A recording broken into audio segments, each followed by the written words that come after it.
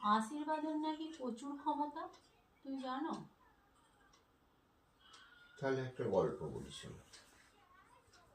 এই পৃথিবীতে সব থেকে বেশি শক্তিশালী হচ্ছে লোহা, যার যে কোনো জিনিসকে টুকরো করে দেয়। আবার সেই লোহার থেকেও শক্তিশালী আগুন, যে সেই লোহাকেও গলিয়ে দেয়। আবার সেই আগুনের থেকেও শক্তিশালী জল, যে সেই আগুনকেও নিভিয়ে দেয়। আর সেই জলের থেকেও শক্তিশালী মানুষ, যে সেই জলকেও পান করে নেয়।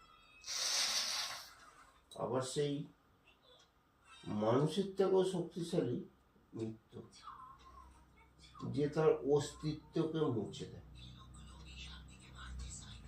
আবার সেই মৃত্যুর থেকেও শক্তিশালী আশীর্বাদ, যে মৃত্যুর কাছ থেকে ফিরিয়ে নিয়ে আসতে পারে। তাহলে বুঝতে পারছো আশীর্বাদ